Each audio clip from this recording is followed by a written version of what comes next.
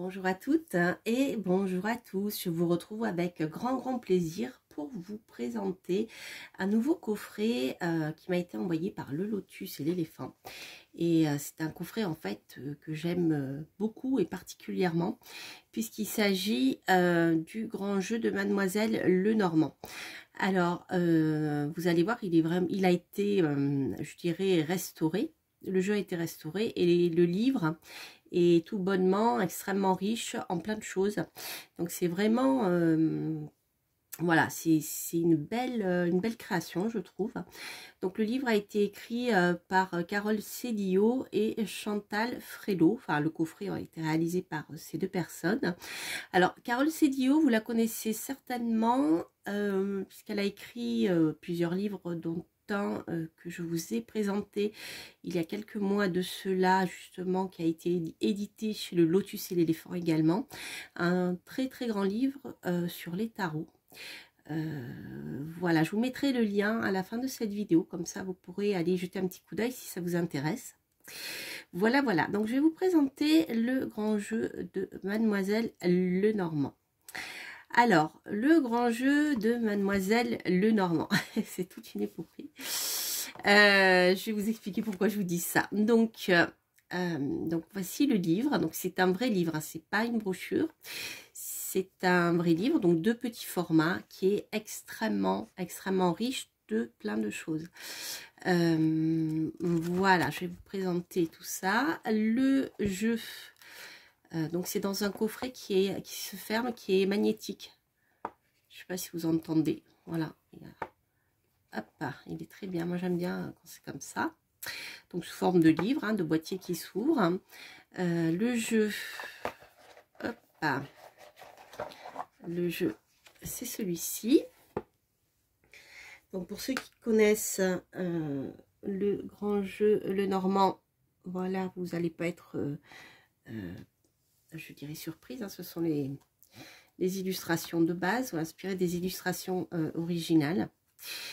Et donc c'est un, il est grand, format, je dirais, oracle, assez grand. Voilà, pour, vous voyez, par rapport, j'ai des petites mains, donc vous voyez, vous avez à peu près, c'est pas un oracle démesuré, ces formats. Je crois qu'il respecte même, j'ai plus l'ancienne version du grand jeu de Mademoiselle Lenormand, du tarot en fait, hein, parce que en fait auparavant il s'appelait le tarot de Mademoiselle Lenormand. Donc je ne l'ai plus sous la main, mais je crois qu'à peu près, on est à peu près dans le même format. Voilà, le dos est comme ceci, je trouve très beau. Il s'est appuyé sur les fleurs, donc la divination par les fleurs qu'affectionnait tout particulièrement Marie-Adélaïde, je crois que c'était son prénom, si je ne me trompe pas, Lenormand, Mademoiselle Lenormand. Et voilà, donc on a ici quelque chose de très naturel. Voilà, vous avez des petites fleurs, du lierre. Voilà, donc il est noir. Et la bordure, ce qui est particulière, qui est un peu métallisée, je dirais, qui est dans les tons prune, voilà, couleur prune, je dirais. Là, voilà, à l'écran. Vous savez, voilà, une tonalité un peu prune, chaleureuse. Voilà, c'est vraiment très joli. Alors, je vais vous présenter ce bijou. Alors, on va commencer par déjà donc le livre qui est vraiment conséquent. J'aime beaucoup hein, les explications des auteurs.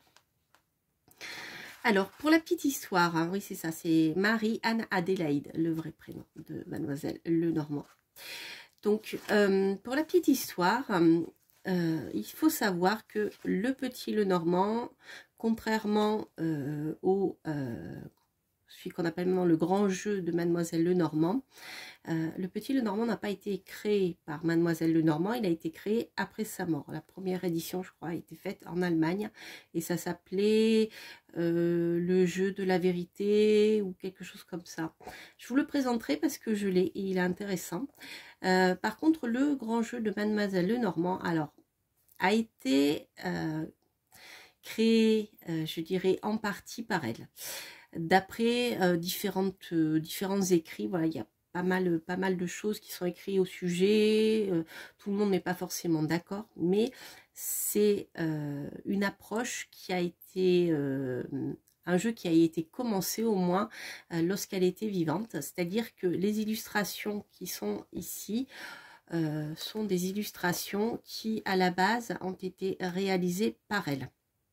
Et comme Mademoiselle Lenormand était quelqu'un qui s'intéressait beaucoup à la mythologie grecque, eh bien, vous avez énormément voilà, d'illustrations centrales en lien avec la mythologie. Donc, pour ceux qui s'y intéressent, ça peut vous parler. Moi, personnellement, c'est un truc voilà, qui me parle pas du tout.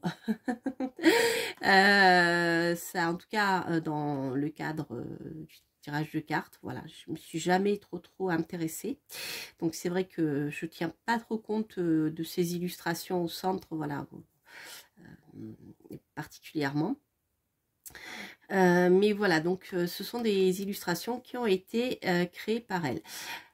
Alors, après, il faut savoir que Mademoiselle Lenormand a écrit sous un autre nom, je vous donnerai le nom exact, un ouvrage en 5 volumes qui a permis comment dire, qui a permis de développer ce jeu. Alors, donc, j'en sais pas plus. Donc, je sais qu'il y a différents écrits qui ont été publiés sur le sujet. Alors, soi-disant que ça serait l'imprimeur, son éditeur, qui aurait créé le jeu à partir de ses illustrations et de son livre, etc., etc. Donc là, il y a plusieurs théories. Bref, le tout est, c'est que ce jeu se base quand même sur les moyens de divination qu'utilisait Mademoiselle Lenormand. Donc, elle travaillait avec le petit étella, je crois. Donc, on travaille ici, vous avez les cartes de cartomancie en tout cas. Ensuite, elle travaillait aussi avec la symbolique des lettres. Donc, je vais vous expliquer tout ça, hein, tout expliqué dans le livre. Donc, une partie des illustrations qui sont inspirées de l'Iliade et l'Odyssée aussi. Et ensuite, vous avez ici la symbolique des fleurs. Voilà, parce que Mademoiselle Lenormand travaillait beaucoup avec la symbolique des fleurs. Et ensuite, ici, vous avez des petites illustrations qui vont venir compléter ou augmenter le jeu. Voilà, donc c'est un jeu qui est, comment dire, qui est très riche de beaucoup de choses. Et finalement, je dirais libre à chacun. D'ailleurs, c'est ce que, moi, tous les livres que j'ai lus sur ce jeu, enfin chaque auteur conseille finalement d'utiliser ce qui nous parle le plus. Voilà, alors donc il y a ça, donc vous avez aussi un lien avec la symbolique astrologique, donc c'est pas il y a les 12 signes qui ressortent. Donc là vous avez ici le lion, le signe du lion.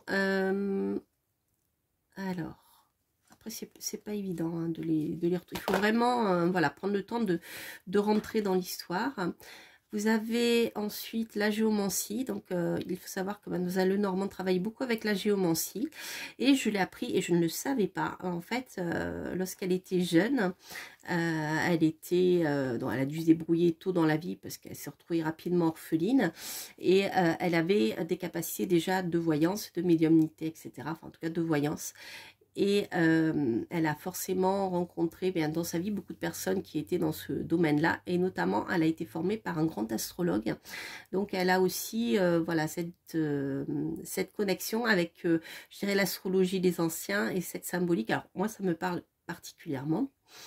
Voilà, donc c'est vraiment très, très riche. Hein. ce jeu. Alors, je vais vous présenter, je vous montrerai quelques cartes. Alors, par rapport à l'ancien jeu, alors, je ne l'ai pas, je ne l'ai plus. Par contre, j'ai un livre qui est très intéressant, qui est très ancien, et qui s'appelle justement Le Tarot de Mademoiselle Lenormand, parce qu'apparemment ce jeu s'appelait Le Tarot. Et vous voyez, au niveau des illustrations, oui, c'est ce genre d'illustration. Donc là, par rapport au jeu plus récent, vous voyez que le fond est ici n'est pas blanc, blanc immaculé, je dirais, et on est plutôt dans les tons ocre un peu. Voilà. Donc c'est voilà, c'est différent dans le rendu, j'aime bien, ça change un peu. Alors, je vais donc vous présenter le livre et puis on se fera un petit tirage à la fin, comme je fais toujours lorsque je présente un oracle ou un tarot. Donc ça, je dis ça pour les nouveaux venus que je salue au passage. Et j'en profite pour envoyer plein de belles pensées également à mes fidèles auditeurs. Je vous embrasse très fort. Et donc, je fais toujours un tirage à 2 choix à la fin en lisant une partie du livre qui vous permet de voir ce que vous pouvez trouver dans le livre. Voilà, parce que chaque livre a ses spécificités donc, et son jeu aussi. Donc, c'est bien voilà, de comprendre tout ça. Alors, on va commencer déjà par le livre. Donc, comme je vous dis, il est extrêmement conséquent. Donc pour commencer, donc vous avez ici le sommaire. Alors le sommaire, vous verrez, vous sera utile parce que les cartes ne sont pas classées par comment dire, par exemple par couleur ou vous voyez dans la suite logique de la valeur des cartes, on va dire. Donc en fait, elles sont classées par secteur. Je vais vous expliquer tout ça. Donc c'est vrai que c'est voilà, c'est pas évident pour se repérer au départ. Donc le sommaire est très utile. Voilà, donc vous avez la présentation de toutes les cartes. Ensuite, vous avez aussi une présentation du tirage, des tirages que l'on peut faire. Comment, voilà, quels différents tirages vous pouvez utiliser avec des exemples, je vais vous le montrer. Comment poser la question, la notion du temps, l'interprétation et la réduction théosophique. Donc c'est quelque chose qui est intéressant pour ceux qui ne connaissent pas. L'interprétation divinatoire et psychologique avec différents tirages aussi. Alors, pour commencer, donc, une présentation de qui était Marie-Anne Adélaïde Lenormand, son histoire, donc c'est très intéressant. Donc, 1, 2, 3, c'est très 3, il est assez long, 3, 4, 5. Ouais, c'est ça, vous avez à peu près 5 pages pour l'histoire de Mademoiselle Lenormand, donc c'est très riche, très fouillé. La notion de symbole, hein, qu'est-ce que c'est qu'un symbole et à quoi il sert? Donc bien sûr, le symbole, c'est ce qui nous permet de rentrer en connexion avec un savoir ancien, je dirais, sans passer par le côté rationnel et les mots. Voilà, c'est la force du symbole. En plus, il permet d'éviter, comme certains livres qui ont été détruits, voilà, les images traversent le temps et véhiculent beaucoup d'informations, donc c'est très intéressant.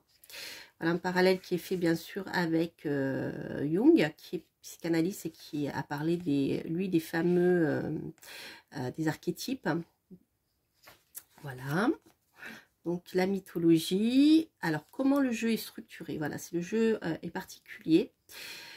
Donc je vais pas tout vous lire parce que ça serait trop long, hein, mais vous avez bien par exemple déjà la conquête de la toison d'or, la guerre de Troie, le mariage ou la science hermétique. Donc il y a beaucoup d'alchimie dans ce jeu. Des événements imprévus, l'ordre du temps, les signes du zodiaque. Voilà. Donc, vous avez les cartes de cartomancie. Ici, vous avez les lettres avec parfois une figure géomantique. Donc, si je ne me trompe pas, lorsqu'il y a un signe astrologique, on n'a pas la formule la figure géomantique et vice-versa. Donc, la figure centrale, petit sujet de gauche, petit sujet de droite. Et ici, l'auteur appelle le bouquet, donc c'est les fleurs de Mademoiselle Normand. Qu'elle utilise, elle les utilise en la symbolique, voilà. Plus, donc vous avez les cartes de cartomancie, hein, c'est un jeu qui fait 54 cartes. Donc vous avez le jeu de 54 de base de la cartomancie traditionnelle, plus les deux cartes du consultant, de la consultante. Donc c'est intéressant parce que comme dans le petit Lenormand justement, c'est bien qu'on puisse les utiliser lorsqu'elles sont côte à côte, si elles sont de dos ou si elles se regardent en face. Voilà. La figure géomantique, donc l'auteur va nous expliquer la lettre, comment l'utiliser. Moi je l'utilise différemment pour le moment. Ensuite vous avez les figures géomantiques, etc. Les constellations qu'elle a utilisées. Les talismans aussi, puisque Mademoiselle Normand fabriquait des talismans de protection et autres. Ensuite, voilà, donc là, il y a une explication du premier secteur et des cartes qui sont contenues par ce premier secteur. Donc, pour chaque carte, donc vous avez un petit résumé, le détail de la carte. Alors là, ici, on est sur la toison d'or, je crois, voilà, c'est ça. Donc avec l'explication de l'illustration, à quoi elle fait référence, l'interprétation qu'on peut en faire, la carte de cartomancie associée, ce qu'elle veut dire, d'accord. Ensuite, le petit sujet de gauche, le petit sujet de droite, donc qui vient compléter le grand sujet. Donc ça, on peut les utiliser dans certains tirages, les petits sujets. Le bouquet, ce qu'il signifie, donc voilà. La géomancie, ce qu'elle signifie. Les constellations qui se trouvent en haut de la carte, comme ici. Voilà, ici, vous avez les constellations. Donc, vous voyez, c'est vraiment un jeu qui est riche de beaucoup de choses. Après, voilà, je dirais au départ, surtout utiliser quelque chose qui vous parle. Si vous connaissez la cartomancie traditionnelle, bah déjà vous pouvez utiliser ces cartes avec ça, et en rajoutant petit à petit d'autres significations qui vous parlent, en utilisant les lettres, en utilisant pourquoi pas la géomancie, si vous connaissez, etc. Voilà, donc là vous avez donc tous les secteurs. Je ne vais pas tout détailler parce que la vidéo serait trop longue, mais voilà. Je voulais vous montrer par contre ce que vous pouvez trouver aussi à la fin.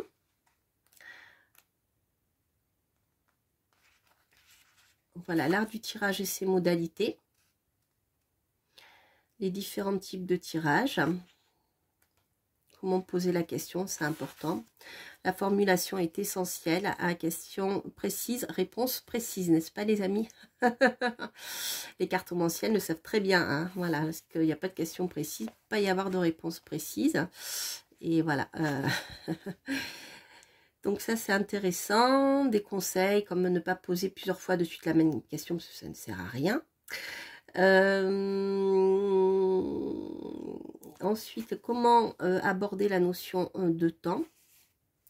Donc, par exemple, dans votre question, vous pouvez poser la question. Hein. Par exemple, est-ce que, je ne sais pas, je vais trouver un emploi d'ici la fin de l'année? Vous voyez, ce genre de choses, par exemple. Là, vous aurez, ça vous permettra, le jeu va vous répondre. Alors oui, ça peut se faire rapidement ou non, oui, ça peut se faire, mais peut-être plus tard, vous voyez. Donc la notion de temps est importante et c'est pas étranger du tout à la cartomancie, comme je l'entends souvent. Bon, bah, par contre, peut-être pas donner une date précise, ça dépend, remarquez, ça dépend. Hein. Si vous avez passé un entretien d'embauche et si vous attendez une réponse dans la semaine ou le lendemain, vous pouvez poser la question, est-ce que demain j'aurai une réponse? Voilà. Alors, voici donc quelques réflexions sur le temps. Donc c'est très intéressant. Donc, comme l'auteur nous le dit, la divination n'est pas seulement un moyen pour connaître l'avenir, il s'agit avant tout de déceler la nature réelle des êtres et des choses afin de leur permettre d'évoluer. Donc là, on est plus dans aborder les choses de manière, comme le disaient certains humanistes, c'est-à-dire que, eh bien, par exemple, lorsque vous tirez avec un jeu de tarot, c'est pareil. Vous avez les forces et les faiblesses qui apparaissent de la personne, les choses qui vont l'aider à aller vers son but et les choses qui vont la bloquer. Vous voyez? Donc en fait, rien n'est séparé, tout est lié à la psycho. On le sait très bien, hein, entre la psychologie, la personnalité, la situation, les événements extérieurs, tout est lié. Donc voilà, bon, c'est des pistes de réflexion. L'interprétation et la fameuse réduction théosophique qui vous permet de réduire, par exemple, et bien de faire la somme des chiffres qui apparaissent dans votre tirage et pour avoir, par exemple, la dernière carte qui pourra résumer la situation. Voilà. Alors, je vous en reparlerai dans un autre jeu que je vais vous présenter d'ailleurs, qui est, vous verrez, super intéressant aussi. L'interprétation divinatoire et psychologique, voilà ce dont je vous parlais. Alors, la coupe, par exemple, donc le type de tirage que vous pouvez faire. Un petit conseil pour analyser la coupe. Le tirage en croix. Alors, il y a la coupe à 2 cartes ou la coupe à une carte. C'est-à-dire, la coupe à une carte, vous coupez par exemple comme ceci, hop, et vous prenez la carte du dessus. La coupe à 2 cartes, vous prenez votre jeu et puis vous le retournez comme ceci, ou vous retournez la première carte, ça dépend des personnes, hein, chacun fait un peu sa popote, je dirais. Et voilà, la coupe permet d'analyser voilà, les 2 cartes. Ensuite, vous avez le tirage en croix.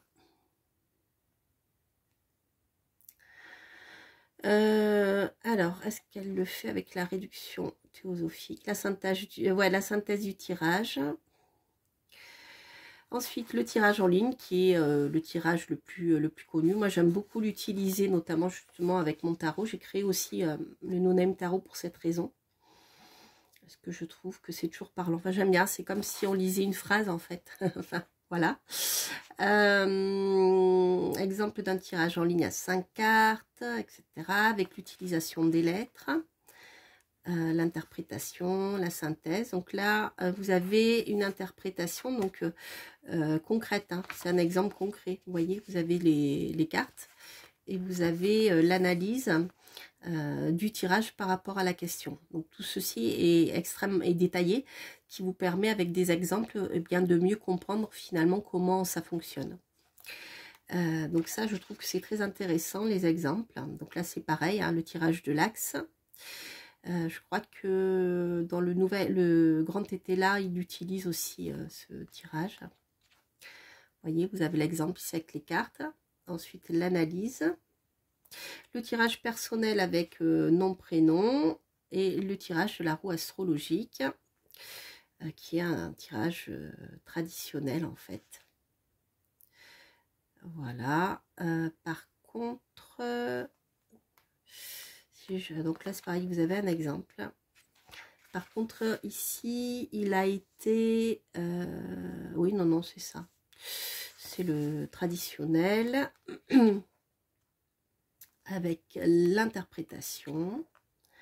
Et la conclusion. Alors, en annexe, beaucoup de choses. En annexe, vous avez la valeur des lettres, en numérologie, je suppose. La valeur des jours de la semaine donc, auquel elle a attribué des chiffres. Donc voilà, vous retrouvez lundi, jour de la lune, etc. Ben, on est ici je dirais dans la tradition, hein, tout simplement. Alors, tableau des codifications des mots-clés. Donc là, je ne sais pas à quoi ça correspond parce que j'ai pas eu le temps encore de lire le livre en entier, comme il est très très riche. Vous avez l'explication des maisons astrologiques de manière un peu plus détaillée. Voilà. Ensuite, vous avez les signes astrologiques avec les planètes. et des mots-clés qui leur sont adaptés. Voilà. Qui leur sont attribués, je veux dire. Alors, pour terminer, nous avons ici le tableau des figures géomantiques. Voilà, voilà, voilà. Et puis, un petit glossaire à la fin. Voilà, donc c'est vraiment, je trouve que c'est un livre, donc je parle de livre, un petit livre, non, un livre de petit format, je dirais. C'est un livre de petit format, mais qui est extrêmement riche, voilà, qui mériterait d'ailleurs, pourquoi pas, de paraître en plus gros, parce que bon, c'est vrai quand on n'y voit pas bien, c'est créé un peu petit, mais c'est suffisant, hein, je veux dire, pour même moi qui commence à, qui a pas une super vue, je le lis sans problème, hein. Mais c'est vrai que voilà, c'est quand même des livres qui sont, je trouve, riches de plein de choses, donc ça peut être sympa de les retrouver parfois en grand format aussi, parce que c'est vraiment très très riche. Mais bon, en tout cas, moi je l'aime beaucoup parce que je peux le mettre dans mon sac et puis voilà. mon grand sac à main avec tous mes jeux de cartes, qui est devenu une arme de destruction massive puisqu'il est très lourd. Voilà, donc pour la petite anecdote. Donc je vais vous montrer quelques cartes. Je vais pas tout vous montrer. Je préfère vous faire un tirage. Alors, ici, voilà, vous avez bien, les symboles des poissons astrologiques. Donc là, vous n'avez pas la géomancie avec. Voilà.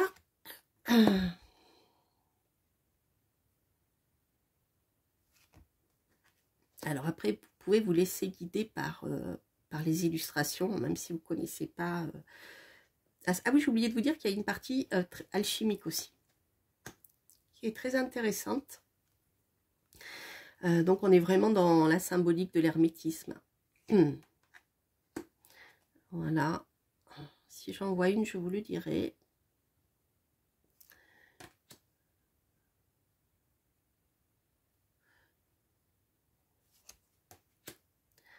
Donc là, on est sur la mythologie. Là aussi, je crois. Ah non, peut-être l'astrologie. Non, ça c'est une figure astrologique, mais je ne sais plus laquelle c'est. Alors ici, je crois que... non, c'est pas encore l'alchimiste, quoique. Non, pas encore. Vous voyez, même les illustrations sont très parlantes, hein. Il me fait penser à l'ermite, celle-ci.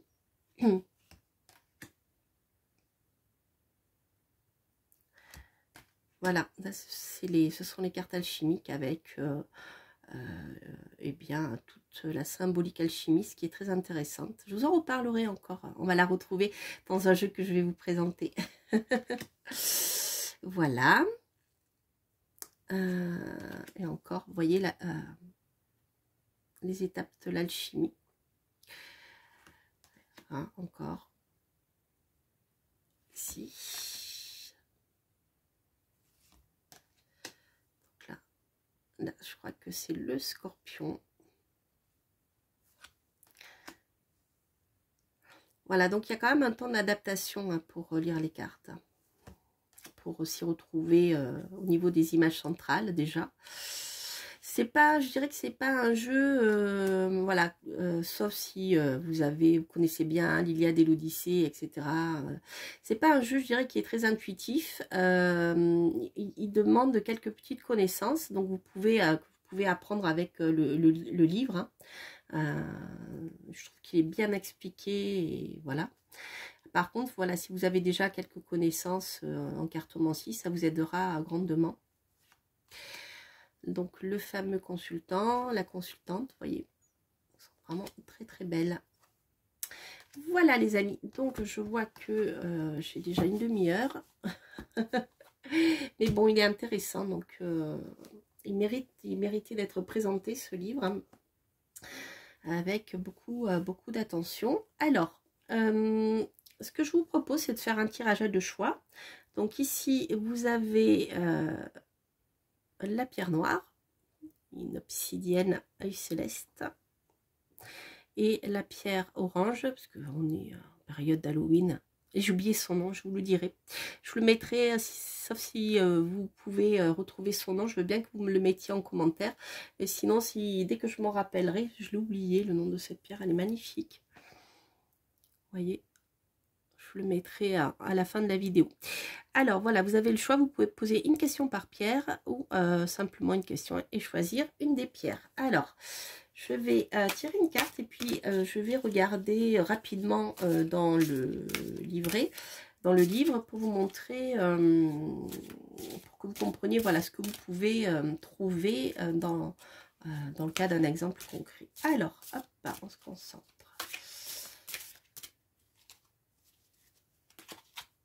Hop, pour l'obsidienne et pour la pierre orange.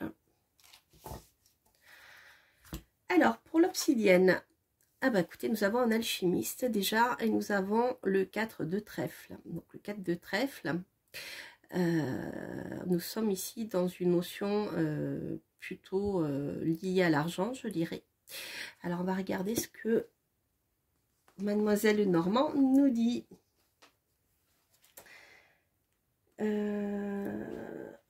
Ah oui, je vous donnerai aussi le nom du livre en 3 volumes qui a inspiré ce jeu. Alors, donc le 4 de trèfle. Donc c'est ce que je vous disais, au niveau du sommaire, il faut un... Voilà, c'est quand on ne connaît pas l'ordre des cartes, c'est un peu... Voilà, ça, au départ, c'est pas évident de s'y retrouver. Voilà, ici je pense qu'on est dans le mariage ou la science hermétique, on est dans l'alchimie. Donc nous avons le 4 de trèfle. Donc vous voyez, une fois que vous repérez le type d'illustration, vous savez où vous devez chercher. Donc page 47, je vais vous lire. Alors, donc au niveau de l'interprétation de la carte, vous êtes subordonné aux caprices de quelqu'un, risque de fascination. Un choix peut inhiber votre personnalité. Vous pouvez perdre le sens des réalités en vous focalisant sur quelqu'un ou une situation. En cartomancie, cela nous parle tout de même de surprises agréables sous forme de cadeaux précieux et de bon goût. Au niveau de la géomancie, on a plutôt quelque chose qui est défavorable, qui nous parle de tristesse. Et dans la constellation, la signification nous dit déplacement mal accompagné. Voilà, donc c'est peut-être une carte qui vous met en garde contre peut-être quelqu'un de trop capricieux autour de vous qui peut vous rendre eh bien, mal à l'aise. Avec le bouquet, on a cette notion de sentiment qui est mal partagé. Voyez, donc sur le plan sentimental, je dirais que c'est pas une carte qui est très favorable. Par contre, vous pourriez tout de même recevoir un cadeau agréable. Hein.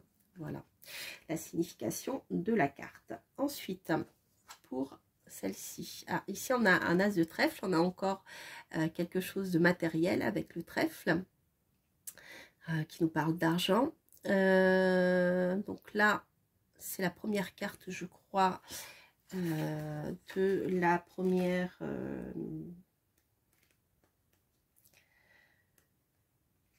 du premier secteur, l'as de trèfle.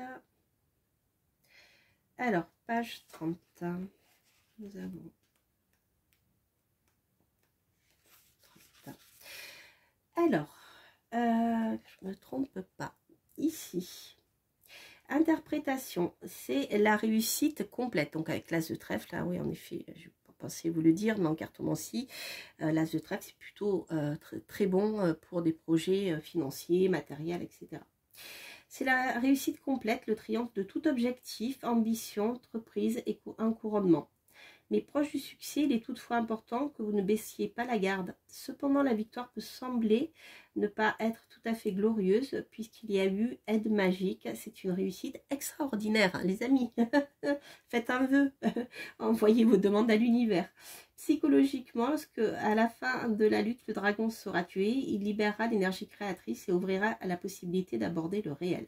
En cartomancie, on a bien sûr la notion de succès dans les affaires dans le domaine financier, héritage, don, plénitude et état d'esprit serein. Le bouquet nous parle de réussite affective. D'ailleurs, vous voyez là, il y a une rencontre entre deux personnes et quelqu'un qui tient un bouquet.